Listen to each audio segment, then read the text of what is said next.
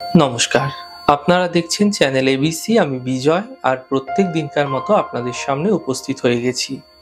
আজ আমি আপনাদের সঙ্গে এখন আলোচনা করব, যদি আপনাদের ক্ষেত্রে বিভিন্ন ধরনের সুযোগ সর্বদাই এসে হাতছাড়া হয়ে যাচ্ছে, কোনোভাবেই কোনো ক্ষেত্রে কোনো সুযোগ আসছে না, এমন ক্ষেত্রে বাস্তুর ভূমিকা কি আছে।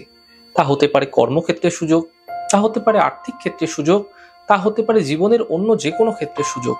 অর্থাৎ সুযোগের হাতছানি যদি বারবার হচ্ছে, তাহলে এটি বাস্তুর ক্ষেত্রে কি প্রভাব পড়লে হতে পারে, সেই নিয়ে আলোচনা মুখ্যত আজ আপনাদের সাথে করব।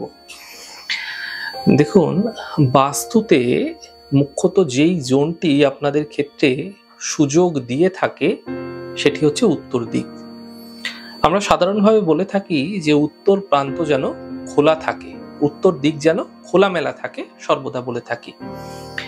তো উত্তর প্রান্ত বা উত্তর দিকটি যদি আপনাদের ক্ষেত্রে খোলামেলা না থাকছে, মুখ্যত যে সমস্যা হয়ে থাকে তা হচ্ছে উত্তর দিক থেকে যেহেতু সুযোগ আসে আপনাদের জীবনে, তাই উত্তর দিক যদি খোলামেলা না হচ্ছে, তাহলে সুযোগের একটা কিন্তু অবরুদ্ধতা তৈরি হবে, সুযোগ সহজাতভাবে কিন্তু আসতে চাইবে না।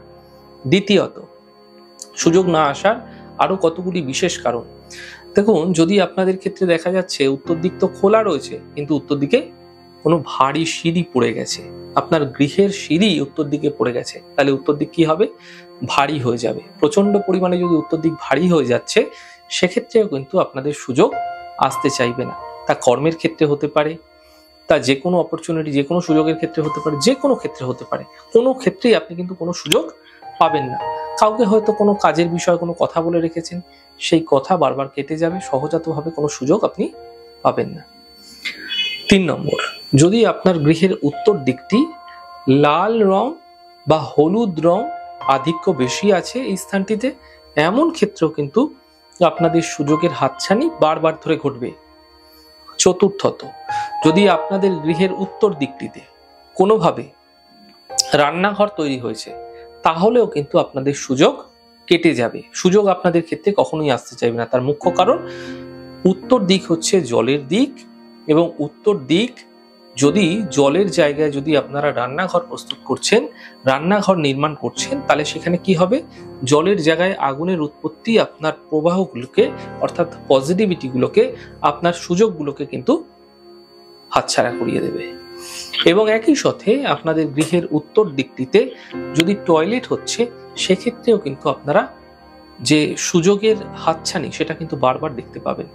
তাই এই 5টি জিনিস অত্যন্ত গুরুত্বপূর্ণ, অত্যন্ত বিশেষ গুরুত্বপূর্ণ: সিঁড়ি, টয়লেট, রান্নাঘর, এবং একই সাথে এখানে লাল বা হলুদ রং যেন না করা হয়।